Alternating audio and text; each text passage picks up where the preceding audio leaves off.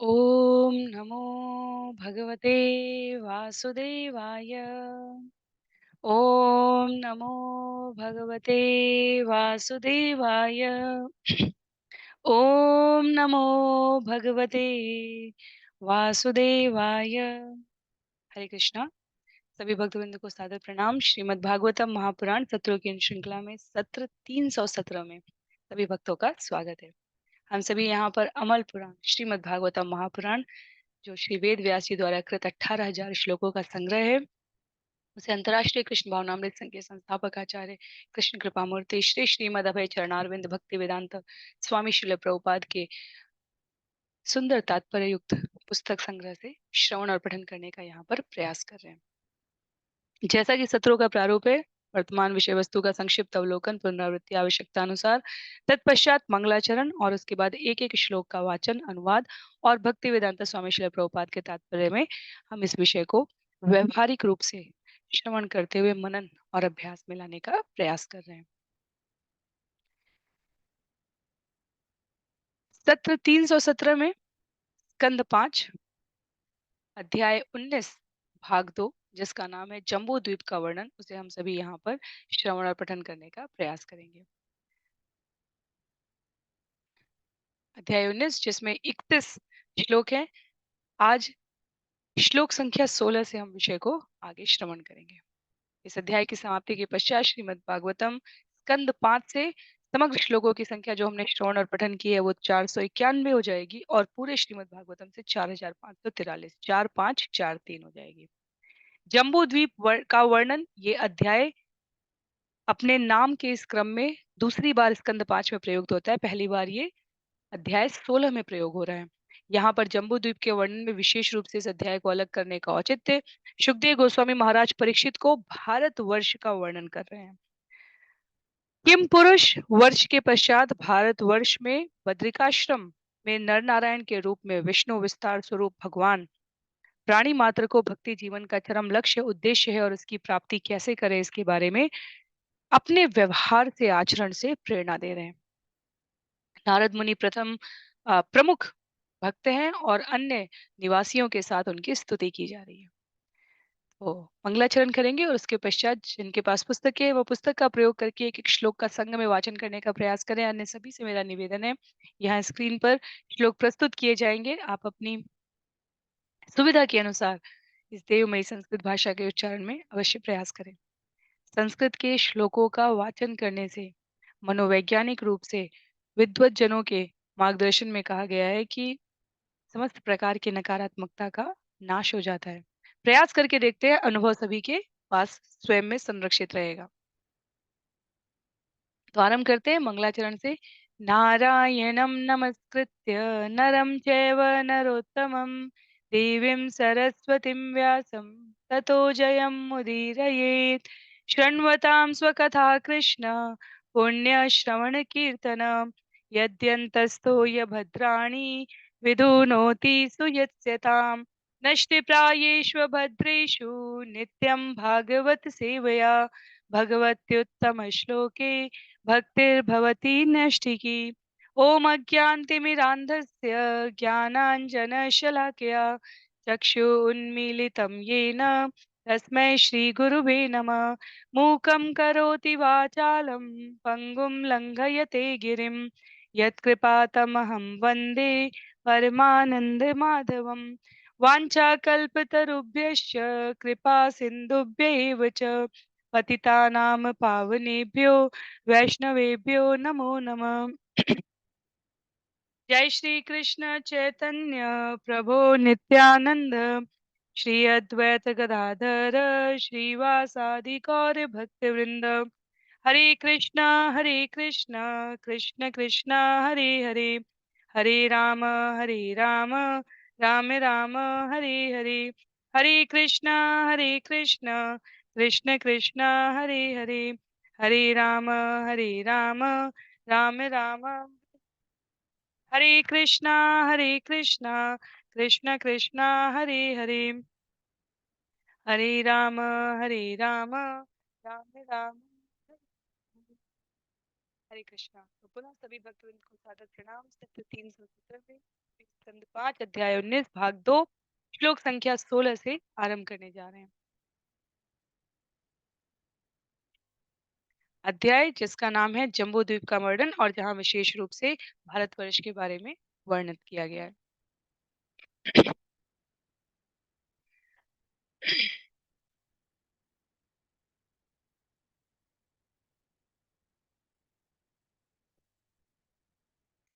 भारते अपि अस्मिन् वर्षे सरितः शैलाः सन्ति बहवः मलयः मङ्गलप्रस्थ मैनाक त्रिकूटः ऋषभः कूटकः कोल्लकः सह्य देवगिरिऋष्यमूकः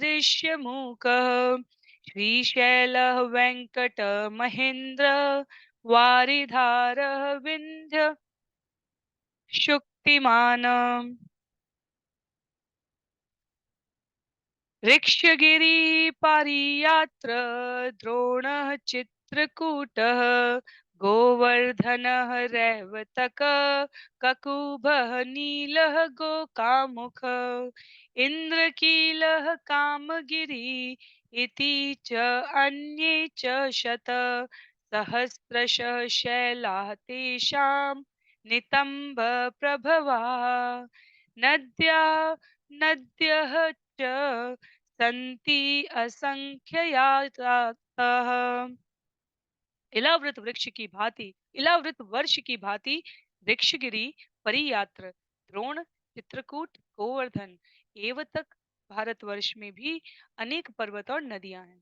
कुछ पर्वत इस प्रकार है मलय मंगल प्रस्थ मैनाक त्रिकूट ऋषभ कूटक कोल्लक सह्य देवगिरि ऋष्यमुख पर्वत श्रीशैल वेंकट महेंद्र वारिधारा विंध्य शक्तिमान ऋक्षगिरि पारियात्र द्रोण चित्रकूट गोवर्धन एवतक ककुभ नील गोकामुख इंद्रकील तथा कामगिरी। इनके अतिरिक्त अनेक पहाड़ियां हैं जिनकी ढालों से अनेक बड़ी तथा छोटी नदियां निकलती हैं। तो भिन्न प्रकार के पर्वतों के नाम है। इनमें से अधिकतर अभी भी हमारे पास है ऋषिमुख पर्वत का वर्णन अ, त्रेता युग के भगवान राम की कथा में ऋषिमुख पर्वत पर सुग्रीव और भगवान की जहाँ पर भेंट होती है। यदि मैं मेरी स्मृति सही है तो संभवतः वही है। यदि कुछ अन्य है तो आप लोग कमेंट बॉक्स में बता सकते हैं। ऋषिमुख पर्वत का उल्लेख वहां पर आता है। विंध्य पर्वत की महत्ता से हम सभी परिचित हैं। गोवर्धन पर्वत ईश्वर की कृपा से अभी भी विद्यमान है दर्शन के लिए। वेंकट पर्वत महेंद्र पर्वत चित्रकूट ककुब नील गोकामुख लगभग ये नाम तो हम सबने श्रवण करे। मलय पर्वत त्रिकूट पर्वत कामगिरी इंद्रकील से संबंधित कथा मुझे अभी स्मरण नहीं आ रही है। शक्तिमान से संबंधित कथा भी मुझे स्मरण नहीं आ रही है। यदि आप लोगों को ये नाम में देवगिरी के पर्वत सह पर्वत की पूरी श्रृंखला है सह्याद्री की से कहा गया है। तो ये सब कहीं ना कहीं इतिहास से पुराण से कथाओं से हमने अलग अलग कथाओं में श्रवण कर रखी है। उनका यहाँ पर उल्लेख किया गया है कि इनकी ऐसी छोटे ये बड़े पर्वत छोटे पर्वत पहाड़ियां ढाल इनसे अनेक बड़ी और छोटी नदियां निकल रही हैं। तुलना की गई है भारतवर्ष की इलावृत वर्ष से। कहा गया है कि जैसे उसमें इतने जहाँ इलावृत वर्ष के प्रतिष्ठित विग्रह कौन है वहां पर स्वयं महादेव हैं। तो यहाँ पर भारतवर्ष के भी को भी कहा गया है कि वो कुछ कुछ इलावृत वर्ष की भांति है। अनेकों अर्थात अनेकों पर्वत नदियां पहाड़ियां शिखर है। आगे वर्णन करते हुए कहा गया भौगोलिक श्लोक संख्या 17 और 18 एक साथ है।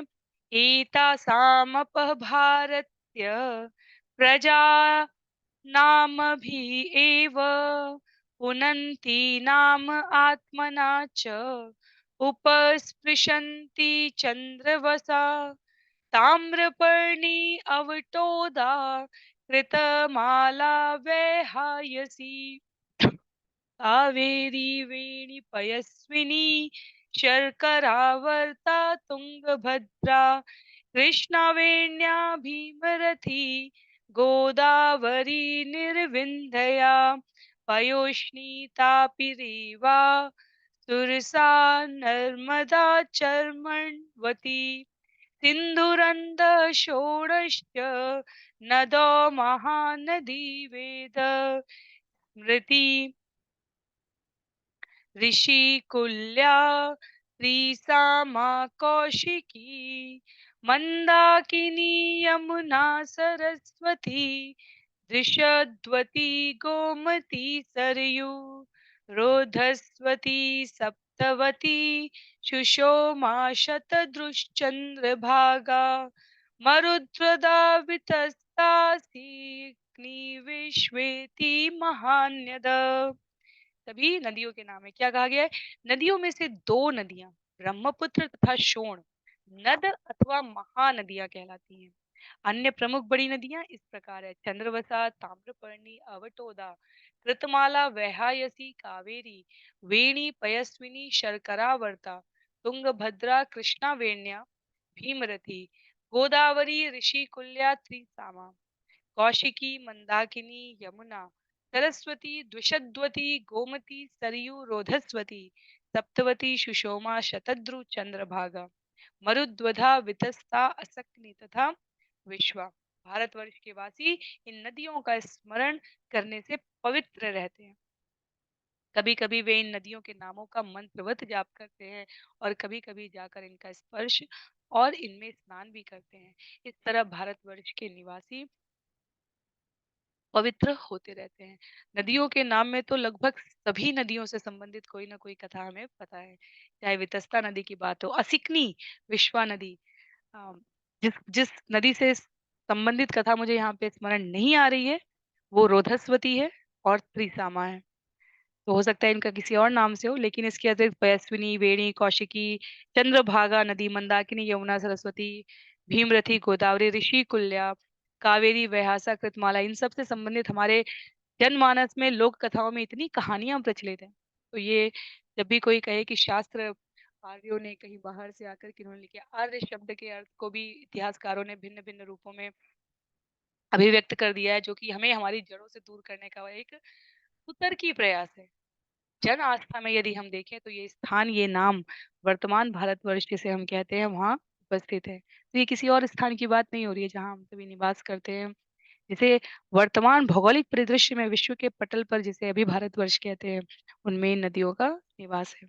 कुछ स्थान पृथक हो गए हैं देश काल परिस्थिति, राजनीति, सामाजिक व्यवस्था के अंतर्गत, पर जब हम इन नदियों का नाम श्रवण करते हैं तो हम बड़े ही कृतज्ञ भाव से कह सकते हैं कि हम इस भारतवर्ष को जानते हैं जहाँ ये नदियां प्रवाहित होती रही। तो जो प्रमुख जिन्हें नद कहा जा रहा है वो हमारी ब्रह्मपुत्र और शोण नदी है।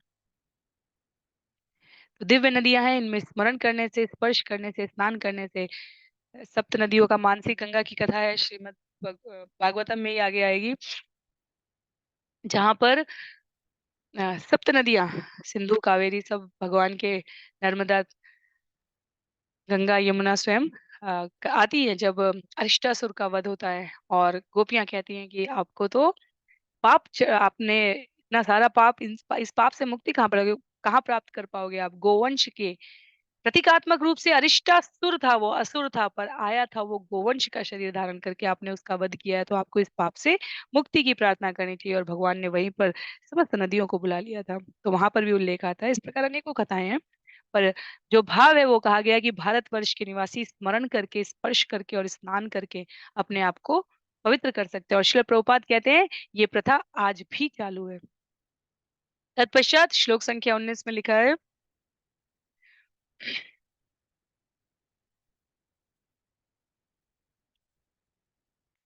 अस्मिन्नेव वर्षे पुरुषे लब्ध जन्म भी शुक्ल लोहित कृष्ण वर्णेन स्वारब्धेन कर्मणा दिव्य मानुष नारक गतय बहव्य आत्मन आनुपूर्वेण सर्वा ह्येव सर्वेषां विधीयन्ते यथा वर्ण विधानम् अपवर्ग च च अपि भवति। इस भूभाग में जन्म लेने वाले व्यक्ति गुणों, सतोगुण, रजोगुण तथा तमोगुण के अनुसार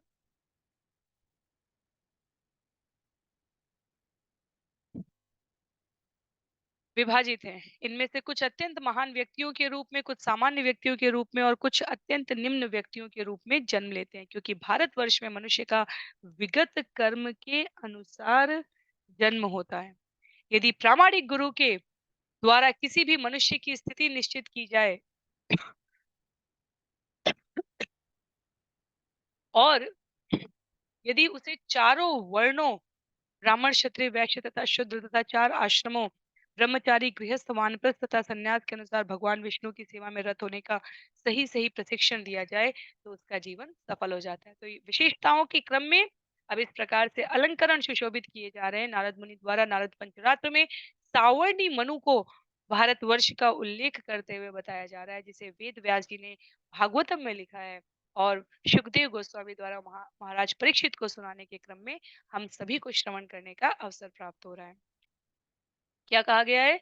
यहाँ पर कहा गया कि सभी प्रकार के वर्णों की, आश्रमों की, सामाजिक व्यवस्था के इस क्रम में भारतवर्ष में जन्म लेना वास्तव में अपने प्रारब्ध के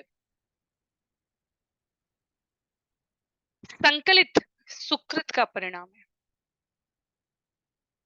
तो वर्ग और वर्ण की ये जो व्यवस्था है, इसके द्वारा मुक्ति सभी प्राप्त करते सकते हैं। कृष्ण भावनामृत आंदोलन जो चैतन्य महाप्रभु की परंपरा में प्रदर्शित किया गया और जिसे उनके परवर्ती आचार्यों द्वारा भक्ति विनोद ठाकुर, भक्ति सिद्धांत सरस्वती ठाकुर और अंतर्राष्ट्रीय कृष्ण भावनामृत संघ के संस्थापक आचार्य भक्ति वेदांता स्वामी शील प्रभुपाद द्वारा पूरे विश्व में प्रचारित और प्रसारित किया गया है, वो वास्तव में मानव समाज को नारकीय जीवन में गिराने से बचने के लिए, बचाने के लिए प्रवर्धित, संचालित मार्ग है।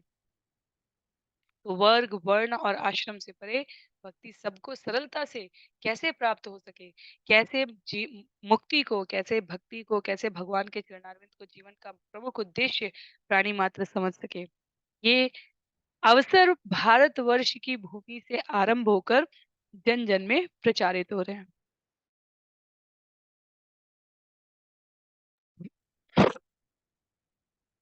तत्पश्चात अगले श्लोक में कहा गया है, श्लोक संख्या 20 में, यो असौ भगवती सर्व भूतात्मनि अनात्मये अनिरुक्ते अनिलयने परम आत्मनि वासुदेवे अनन्य निमित्त भक्ति योग लक्षणो नानागति निमित्ता विद्या ग्रंथि अंधन द्वारेण यदा हि महापुरुष पुरुषः प्रसंगः। अनेक जन्मों के पश्चात मनुष्य को अपने पुण्य कर्मों के फलित होने पर शुद्ध भक्तों की संगति का अवसर प्राप्त होता है। तभी उसके अज्ञान रूपी बंधन की ग्रंथि जो उसके नाना प्रकार के सकाम कर्मों के कारण जकड़े रहती है, कट पाती है। भक्तों की संगति करने से धीरे धीरे ऐसे भगवान वासुदेव की सेवा में मन लगने लगता है, जो दिव्य हैं, बंधनों से मुक्त, भौतिक बंधनों से मुक्त है, मन एवं वाणी से परे हैं तथा परम स्वतंत्र हैं।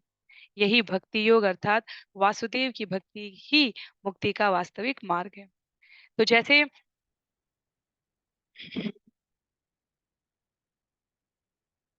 पंचतंत्र की कहानियों में राजकुमारों को शिक्षा देने के क्रम में आचार्य द्वारा अनेकों प्रकार के जंगली पशु पक्षियों, राजा राजकुमारों और ऐसे विभिन्न प्रकार की कथाएं प्रस्तुत की जाती हैं। उद्देश्य क्या होता है? शिक्षा प्राप्त करना। वैसे भागवतम में ऐसा कोई विषय नहीं है जो अछूता है, जिसको स्पर्श ना किया गया हो। पर उद्देश्य क्या है? अंतिम उद्देश्य जीव को भगवत भक्ति की ओर प्रवृत्त करना ही है। और जब भारतवर्ष का वर्णन आ जाता है तब हमारे आचार्य अत्यधिक प्रमोदित और प्रफुल्लित होकर यहाँ पर कह रहे हैं कि ये वो स्थान है जहाँ पर अनेकानेक जन्मों के पश्चात अपने पुण्य कर्मों के फलित होने पर, साधारण रूप से नहीं, पुण्य कर्मों के फलित होने पर शुद्ध भक्तों की संगति का अवसर प्राप्त हो पाता है। तो अज्ञान रूपी बंधन की ग्रंथि को, जो सकाम कर्मों के कारण अज्ञान रूपी बंधन की ग्रंथि को जो सकाम कर्मों में प्रवृत्त रहने के कारण जकड़न बना के रखती हैं, वो भक्तों की संगति में धीरे धीरे भगवान वासुदेव की सेवा में मन लगाने से स्वतः मुक्त होने की दिशा में आगे बढ़ जाती है। इसे ही भक्ति योग कहा गया है, अर्थात भगवान वासुदेव की भक्ति ही मुक्ति का वास्तविक मार्ग है। दिव्यता है भारत भूमि की, भारतवर्ष की। श्लोक संख्या 21 में कहा गया है, एत देवा ही देवा गायन्ति।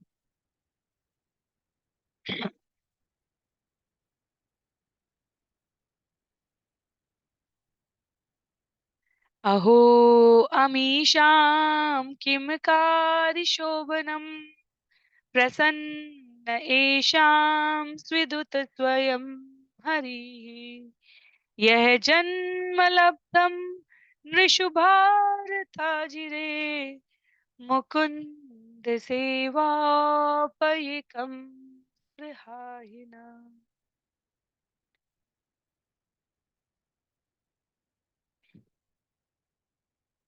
चूंकि आत्म साक्षात्कार के लिए मनुष्य जीवन ही परम पद है, अतः स्वर्ग के सभी देवता इस प्रकार कहते हैं, इन मनुष्यों के लिए भारतवर्ष में जन्म लेना कितना आश्चर्यजनक है। इन्होंने भूतकाल में अवश्य ही कोई तप किया होगा, अथवा श्री भगवान स्वयं इन पर प्रसन्न हुए होंगे, अन्यथा वे इस प्रकार से भक्ति में संलग्न क्यों कर होते। हम देवतागण भक्ति करने के लिए भारतवर्ष में मनुष्य जन्म धारण करने की मात्र लालसा कर सकते हैं, किंतु ये मनुष्य पहले से भक्ति में लगे हुए हैं। तो इस अध्याय के आरंभ में भी मैंने ये कहा था, श्रील प्रभुपाद ने बिल्कुल आरंभिक संक्षिप्त टिप्पणी में इसे अभिव्यक्त किया है कि भारतवर्ष में, भारत भूमि पर जन्म प्राप्त करने के लिए देवता भी कामना करते हैं। चैतन्य महाप्रभु ने कहा है, जहाँ हमने आदि लीला अध्याय 9 में श्रवण किया था पिछले सत्र में, तो भक्ति करने की, जैसे हर स्थान की अपनी कुछ विशेषता होती है, ऐसे भारत भूमि की विशेषता है कि यहाँ भक्ति करने की सुविधा प्राप्त है। समय समय पर परमार्थ के द्वारा, व्यवहार के द्वारा, आचार्यों द्वारा, मनीषियों द्वारा, भगवान के स्वांश और विभिन्नांश द्वारा प्रस्तुत किया गया है कि ये विशिष्ट देश है। सरलता से भक्ति को समझकर जीवन को सफल बनाने का जो सकारात्मक विचार, व्यवहार और वातावरण भारतवर्ष में प्रचलित क्रम में उपस्थित है, वो अन्यत्र कहीं नहीं है। अन्य किसी भी स्थान पर जाने के लिए हमें अलग से प्रयास करना पड़ेगा भक्ति को बनाए रखने के लिए। और कृष्ण भावनामृत आंदोलन के इस क्रम में इसीलिए भक्ति वेदांता स्वामी श्रील प्रभुपाद ने स्थान स्थान पर जहां भी इस्कॉन सेंटर्स बनाए, वहां पर उन्होंने परिवारों को, गृहस्थियों को, भक्तों को समय समय पर अनेक कार्यक्रमों द्वारा, उत्सवों द्वारा, विभिन्न प्रक्रियाओं द्वारा मिलते रहने को कहा है, जिससे भक्तों का संग और भक्ति सुनिश्चित की जा सके।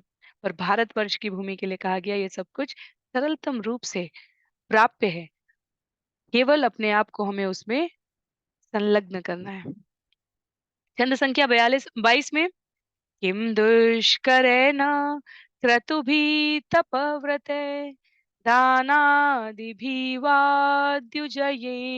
फल्गुना न यत्र नारायण पाद पंकज स्मृति प्रमुष्टातिशयेन्द्रियोत्सवात्। देवता आगे कहते हैं, वैदिक यज्ञों के करने, तप करने, व्रत रखने तथा दान देने जैसे दुष्कर कार्यों के करने के पश्चात ही हमें स्वर्ग में निवास करने का यह पद प्राप्त हुआ है। किंतु हमारी इस सफलता का क्या महत्व है। यहाँ हम निश्चय ही भौतिक इंद्रिय तृप्ति में व्यस्त रहकर भगवान नारायण के चरण कमलों का स्मरण तक नहीं कर पाते।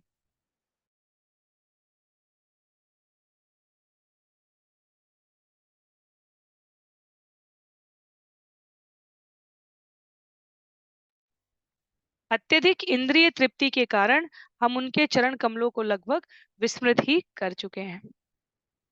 तो देवता आगे यहाँ पर भारत भूमि की विशेषता का, महत्ता का, भारत भूमि में जन्म लेने वाले मनुष्यों के सौभाग्य का बखान करते हुए कहते हैं कि जो अनेकों प्रकार की विधियां पृथ्वी लोक में, भारतवर्ष में बताई गई हैं, जिसमें तप करना, दप, दान करना, व्रत करना जैसा दुष्कर कार्य होता है, और जिसके द्वारा मनुष्य से देवता पदवी मिलती है, इसलिए स्वर्गवासी किसी को नहीं कहना चाहिए क्योंकि अंततः उसे वापस से मर्त्यलोक पर आना ही पड़ता है। किसी भी योनि में आना पड़े पर आना पड़ता है। वैकुंठवासी कहना चाहिए जब कोई आत्मा शरीर का त्याग कर देती है। क्योंकि पुण्य हमें स्वर्ग लोक तक ले जा सकते हैं, पाप हमें नरक लोक तक ले जाते हैं, पर स्वर्ग और नरक दोनों ही स्थायी नहीं है। न स्वर्ग का सुख स्थायी है, न नरक का दुख स्थायी है। अंतर केवल इतना है कि सुख की घड़ियां व्यतीत होने में हमें व्यवहारिक जीवन में पता नहीं चलता, समय व्यतीत हो गया ऐसा भान नहीं होता, और दुख की, नरक की एक एक घड़ी हमें बहुत कष्टमय लगेगी। तो इसलिए देवता भी कहते हैं कि हम यहाँ इंद्रिय तृप्ति में व्यस्त हो गए हैं स्वर्ग में, और भगवान नारायण के चरण कमलों का स्मरण नहीं कर पाते क्योंकि अत्यधिक इंद्रिय तृप्ति हो गई है। अत्यधिक इंद्रिय तृप्ति। आवश्यकता किसकी है? आवश्यकता है पुनः अपने आप को उस वातावरण में प्रस्तुत करने की जहाँ पर भगवान के दिए गए आदेशों का यथावत पालन होता है। और इसलिए इंद्रियों के लोभ में आकर हमें अपने आप को इस भौतिक जगत की किसी भी लोक की कामना नहीं करनी चाहिए। हमारी अंतिम कामना होनी चाहिए कि हम वैकुंठ लोक या गोलोक वृंदावन वापस पहुंचे, जहां भगवान के संग आनंद पूर्वक जीवन शाश्वत रूप में बिता सकें, जहाँ कोई दुख नहीं, कुंठा नहीं, कोई रोग नहीं, और किसी प्रकार की कलुषित कामना नहीं हो हमारे हृदय में। छंद संख्या 23 में, कल्पायुषां स्थान जया पुनः भवात् जडायुषां भारतभुजयवरम् क्षणेन मर्त्येन कृतं मनस्विनः सन्न्यस्य सन्यान्ति अभयं पदं हरे।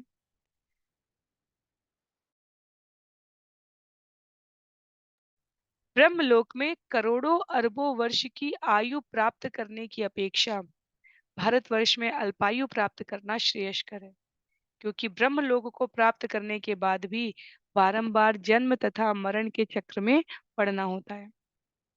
यद्यपि मर्त्यलोक के अंतर्गत भारतवर्ष में जीवन अत्यंत अल्प है, किंतु यहाँ का वासी पूर्ण कृष्ण भक्ति तक पहुंच सकता है और भगवान के चरण कमलों में अर्पित होकर इस लघु जीवन में भी परम सिद्धि प्राप्त कर सकता है। इस प्रकार उसे वैकुंठ लोक प्राप्त होता है, जहाँ न तो चिंता है, न भौतिक शरीर युक्त पुनर्जन्म है। तो यहाँ पर तो स्पष्ट तुलना कर दी गई है कि भारतवर्ष में प्राप्त मनुष्य शरीर में अल्पायु भी ब्रह्मलोक के करोड़ों अरबों वर्ष की अपेक्षा अधिक श्रेष्ठ है। अर्थात भारतवर्ष में अल्पायु मनुष्य के रूप में शरीर प्राप्त करना ब्रह्मलोक के प्राणियों के शरीर प्राप्त करने की तुलना में अधिक श्रेयस्कर है। भारतवर्ष अधिक श्रेयस्कर है ब्रह्मलोक के। क्यों कहा गया है? क्योंकि ब्रह्मलोक प्राप्त करने के बाद भी जन्म और मृत्यु के चक्कर में पड़ना पड़ेगा, और पूर्ण कृष्ण भक्ति तक पहुंचने का मार्ग केवल मर्त्यलोक से होकर जाता है, जहां भक्तों के संग में लघु जीवन में भी भगवान के चरण कमलों में अर्पित होकर परम सिद्धि को प्राप्त कर सकते हैं। उसके पश्चात न भौतिक शरीर मिलेगा, न पुनर्जन्म मिलेगा। तो स्पष्ट है, सरल है, और बिल्कुल अ, बिंदु को यथावत रूप में प्रस्तुत कर रहा है। किसी प्रकार की दुविधा नहीं होनी चाहिए मैं यहाँ पर, अपितु कृतज्ञता होनी चाहिए भारत भूमि में जन्म प्राप्त करने का शरीर रूप। श्लोक संख्या 24 में, न यत्र वैकुंठ कथा सुधापगा न साधवो भागवतास्तदाश्रया न यत्र यज्ञेशमकामहोत्सवा सुरेश लोकोऽपि न वै स सेव्यताम्। जहाँ श्री भगवान की कथा रूपी विशुद्ध गंगा प्रवाहित नहीं होती, और जहाँ पवित्रता की ऐसी नदी के तट पर सेवा में तल्लीन भक्तजन नहीं रहते, अथवा श्री भगवान को प्रसन्न करने के लिए जहाँ संकीर्तन यज्ञ के उत्सव नहीं मनाए जाते, ऐसे स्थान में बुद्धिमान पुरुष के लिए रुचि नहीं होती, क्योंकि इस युग में विशेषकर संकीर्तन यज्ञ की संस्तुति की गई है। तो भारत भूमि में जो चीज हमें बहुत ही सुगमता से प्राप्त होने वाली है, पर जो हमें कई बार महत्वपूर्ण नहीं लगती, उसके उसमें क्या-क्या बताए गए हैं? कथा रूपी विशुद्ध गंगा प्रवाहित ना होना, जिस स्थान पर ना हो। इसका अर्थ हुआ कि भारत में ये कथा रूपी विशुद्ध गंगा बड़ी ही सरलता से प्रवाहित हो रही है। नदी के तट पर सेवा में तल्लीन भक्तजन, इस पवित्रता की नदी अर्थात इस कथा में भाग लेने वाले, श्रवण करने वाले, पठन करने वाले अनेकों प्रकार के भक्तों के समूह, संकीर्तन यज्ञ का उत्सव।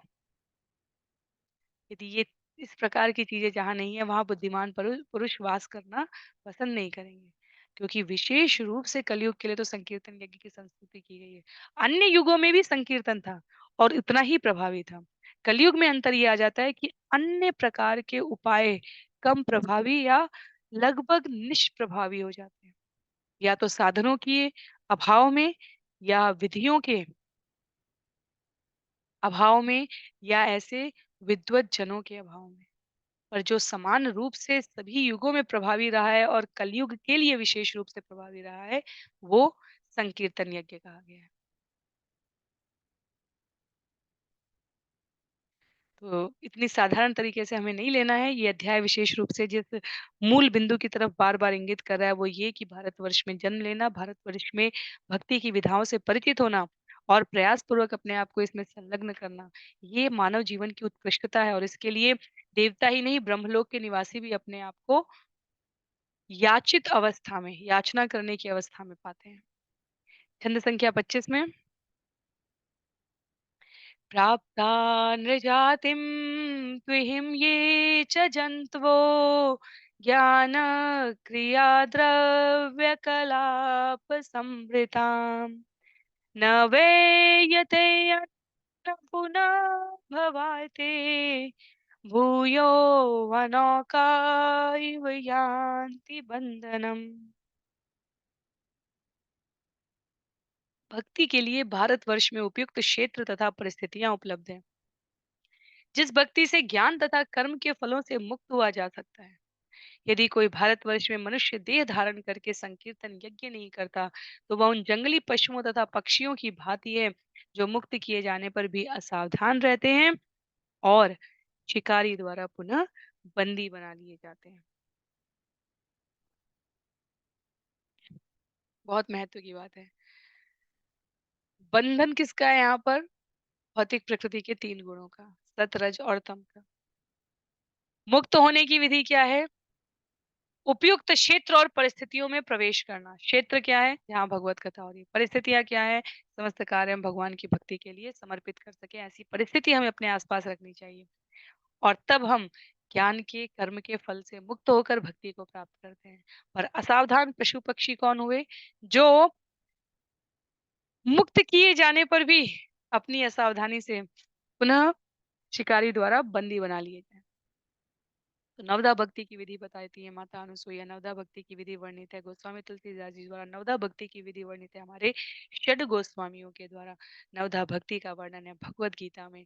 नवदा भक्ति के बारे में शिल प्रभुपाद अपने पुस्तकों में, शास्त्रों के वर्णन में अनेक स्थानों पर बताते हैं।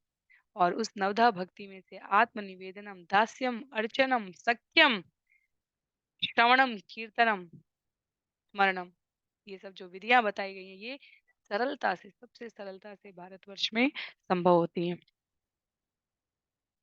बंगाल में जाएं तो महाप्रभु मिलेंगे।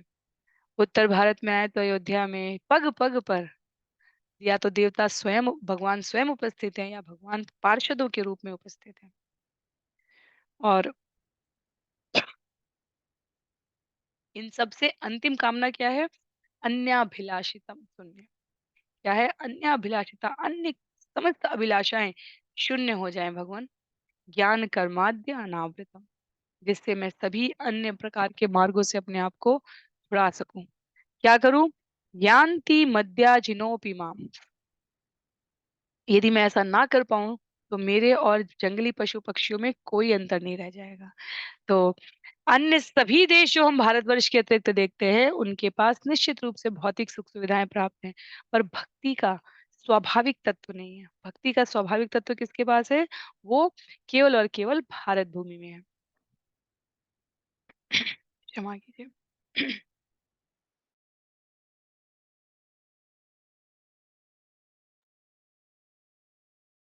और इसलिए श्रील प्रभुपाद इस तात्पर्य की अंतिम पंक्ति में कहते हैं, जिसने भारत भूमि में मनुष्य रूप में जन्म लिया है, उसे अपने आप को सदैव स्मरण रखना चाहिए कि वो भगवान श्री कृष्ण का अंश है और कृष्ण भावनामृत प्राप्त करके समग्र विश्व में इस ज्ञान का वितरण करना चाहिए।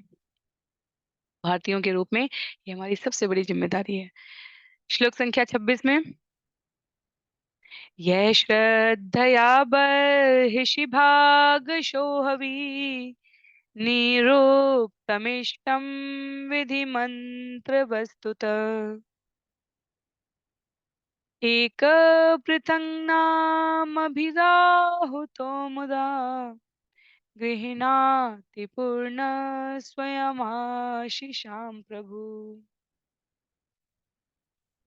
भारतवर्ष में परमेश्वर द्वारा नियुक्त विभिन्न अधिकारी स्वरूप देवताओं यथा इंद्र, चंद्र तथा सूर्य के अनेक उपासक हैं, जिन सभी की पृथक पृथक विधियों से पूजा की जाती है। उपासक इन देवताओं को पूर्ण ब्रह्म का अंश मानते हुए अपनी आहुतियां अर्पण करते हैं। फलतः श्री भगवान इन भेंटों को स्वीकार करते हैं और क्रमशः इन उपासकों की कामनाओं तथा आकांक्षाओं को पूरा करके उन्हें शुद्ध भक्ति पद तक ऊपर उठा देते हैं। चूंकि श्री भगवान पूर्ण है, अतः वे उनको मनोवांछित वर देते हैं, चाहे उपासक उनके दिव्य शरीर के किसी एक अंश की पूजा क्यों न करते हो। भगवत गीता अध्याय 3। कर्मयोग में क्या कहा गया है? जो विभिन्न अधिकारी हैं, स्वरूप देवता, अधिकारी कौन है? भगवान के जो अधिकारी स्वरूप देवता हैं, शिक्षा मंत्री, वित्त मंत्री, रक्षा मंत्री, गृह मंत्री, स्वास्थ्य मंत्री, उसी प्रकार से हम कौन है हमारे पास? इंद्र हैं, चंद्र हैं, वरुण हैं, यम हैं। इनको विराट स्वरूप में भगवान के अंश रूप में, शरीर के अंश के रूप में कहा गया है। तो एक अंश की भी यदि कोई पूजा करेगा तो अंततः जो आहुति समर्पित होती है, अध्याय 5 श्लोक संख्या 29 से, वो भोक्ता हम, भगवान है वो भोक्ता। और उसको स्वीकार करके भगवान, उपासक जिस आकांक्षा और कामना से पूजा करेगा, देवता माध्यम है, देने वाले भगवान है, प्राप्त करने वाला जीव है। जीव ने देवता की विशेष कामना से पूजा की, अर्चना की, और देवता ने समर्पित किसे किया है? अंततः भगवान को समर्पित हुआ है। भगवान ने वो शक्ति दी है, शक्ति से देवता और साधक की उस आकांक्षा को पूरा कर रहा है। और इस क्रम में लगे लगे लगे लगे जन्म जन्मांतर की प्रक्रिया के बाद यदि कोई सीधे भगवान को समर्पित हो जाता है तो उसको जन्म जन्मांतर नहीं जाना है। लेकिन यदि कोई इस क्रम में भी लगा हुआ है तो मनोवांछित वर प्रदान करने वाले पूर्ण पुरुषोत्तम भगवान क्रमशः शुद्ध भक्ति पद तक जीव को ऊपर उठाने की ओर ये अपनी ओर से प्रस्तुत करते हैं। और इस कर्म योग के सिद्धांत को आगे अध्याय 5 में निष्काम कर्म योग कहा गया है। और निष्काम कर्म योग में क्या कहा गया? अनासक्त रहकर उत्तरदायित्व पूर्ण तरीके से कार्य करना। तो ये पुनः यहाँ पर ये प्रमाणित हो रहा है कि देवताओं की स्तुति अंतिम स्तुति नहीं है, पर यदि जड़ या पशु पक्षी की योनि से मनुष्य योनि की ओर क्रमशः गति कर रहे हो तो इतना अंतर तो हमें कम से कम पता ही होना चाहिए।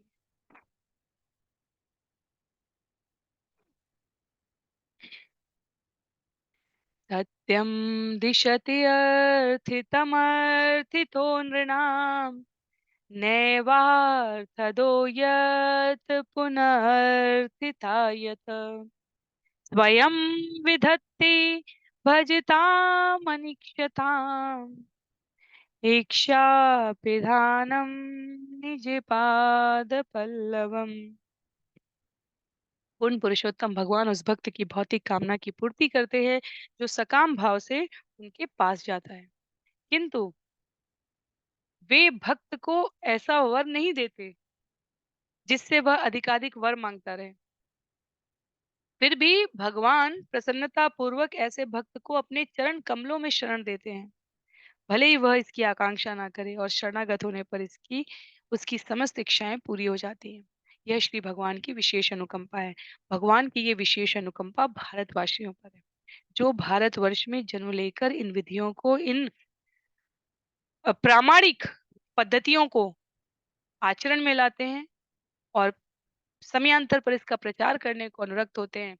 उनके लिए भगवान कह रहे हैं कि वो शरणागत होकर या अन्यों को कर कर अपनी समस्त इच्छाओं और कामनाओं की पूर्ति यूं ही करा लेते हैं भगवान से।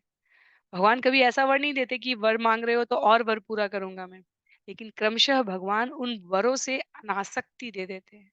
जीव समझ जाता है कि हम कंकड़ पत्थर की चाह में लगे हैं, हमें अमृत रस सुधा पान पर ध्यान देना है।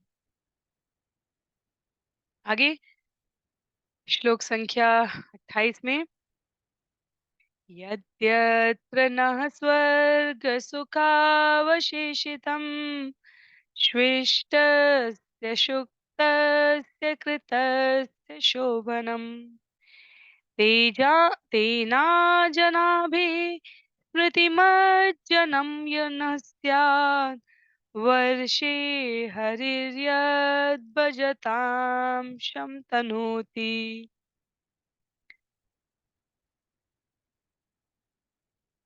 एक बार पुनः करेंगे हम लोग इसे। यद्यत्र न स्वर्गसुखावशेषितं श्वेष्टस्य सुप्तस्य कृतस्य शोभनम् तेनाजनाभिः स्मृतिमज्जन्मनः स्यात् वर्षे हरिर्यद् भजतां शं तनोति। यज्ञ, पुण्य कर्म, अनुष्ठान तथा वेदाध्ययन करते रहने के कारण स्वरूप हम स्वर्ग लोक में वास कर रहे हैं, किंतु एक दिन ऐसा आएगा जब हमारा भी अंत हो जाएगा। हमारी प्रार्थना है कि उस समय तक यदि हमारे एक भी पुण्य शेष रहे तो हम मनुष्य रूप में भगवान के चरण कमलों का स्मरण करने के लिए भारतवर्ष में जन्म लें। श्री भगवान इतने दयालु हैं कि वे स्वयं भारतवर्ष में आते हैं और यहाँ के वासियों को सौभाग्य प्रदान करते हैं। तो अद्भुत बात है ये। देवता स्वर्गलोक में वास करते हुए कहते हैं कि यदि जब हमारा जीवन समाप्त हो रहा और हमारे पुण्यों का एक पुण्य में एक पुण्य भी शेष हो, तो हमें पुनः जन्म कहाँ मिले? भारत भूमि में मिले। क्योंकि वो जानते हैं कि दयालुता के वशीभूत होकर भगवान भारत भूमि में आते हैं और यहाँ के वासियों को सौभाग्य प्रदान करते हैं। इससे ही हमारी स्थिति का हमें भान होता है कि कितनी दिव्यता, भगवान ने कितनी कृपा की है जीवन में। हमें अब बस उसका सदुपयोग करना है। जनसंख्या 30 में, श्रीशुक उवाच जम्बूद्वीपस्य च राजन् उपद्वीपानष्टो ह एके उपदिशन्ति सगरात्मजे अश्व अन्वेषणे इमां महीम परित निखनद्भिः उपकल्पितान् तत यथा स्वर्णप्रस्थ चन्द्रशुक्ल आवर्तन रमणक मंदर हरिण पांजन्य सिंहल लंका इति। क्या कहा जा रहा है? श्री सुखदेव गोस्वामी बोले, हे राजन, कुछ ज्ञानी पुरुषों के मत के अनुसार जम्बू द्वीप के चारों ओर 8 छोटे छोटे द्वीप हैं। जब महाराज सगर के पुत्र अपने खोए हुए घोड़े की खोज सारे संसार में कर रहे थे तो उन्होंने पृथ्वी को खोद डाला। इस प्रकार से निकटस्थ 8 द्वीप अस्तित्व में आए। इन द्वीपों के नाम है स्वर्णप्रस्थ, चंद्र शुक्ल, आवर्तन, रमणक, मंद हरिणम, पांचजन्य, सिंघल तथा लंका। तो ये बहुत ही जानकारी परक बात है हमारे लिए।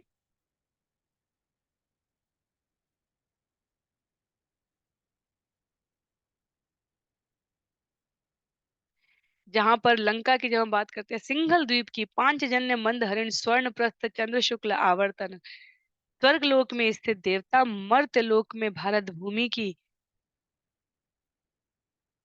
सुंदरता का, भारत भूमि पर रहने वाले वासियों की सौभाग्य का वर्णन करते हुए यहाँ पर केवल और केवल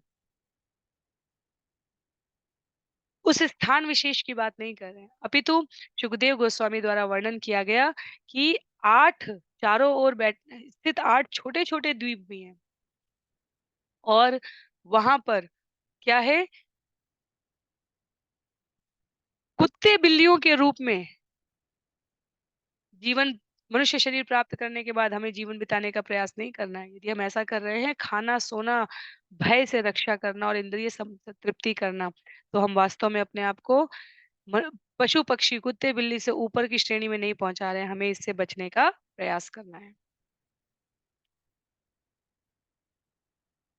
तत्पश्चात छंद संख्या 31 में एवं तव भारतोत्तम जम्बूद्वीपवर्ष विभागो यथोपदेशम् उपवर्णित इति। भरत महाराज के वंशजों में श्रेष्ठ हे राजा परीक्षित, मैंने जितना ज्ञान प्राप्त किया है उसी के अनुसार मैंने भारतवर्ष तथा उसके निकटवर्ती द्वीपों का वर्णन किया है। ये ही जम्बू द्वीप के उपद्वीप बताए गए हैं।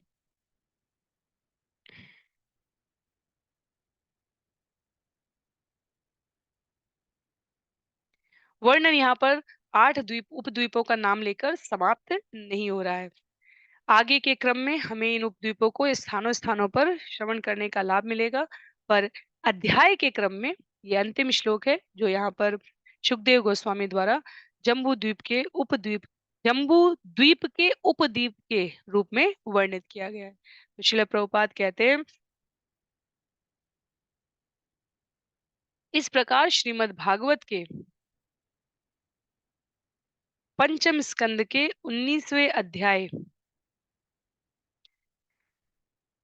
ये भक्ति वेदांत तात्पर्य पूर्ण होते हैं। पंचम स्कंद के अंतर्गत द्वीप का नाम क्या, अध्याय का नाम क्या है? जम्बू द्वीप का वर्णन। तो अध्याय 19 के पश्चात जो अध्याय विशेष है हमारे लिए इतने ही महत्व का है, इससे अधिक महत्व का है, क्योंकि वहां पर ब्रह्मांड का विश्लेषण हो रहा है। ब्रह्मांड का विश्लेषण कोई साधारण शब्दों में नहीं होगा, वहां पर सूर्य की गति से लेके सूर्य के चक्र से लेके ये सब आगे वर्णन आने वाला है। यहाँ पर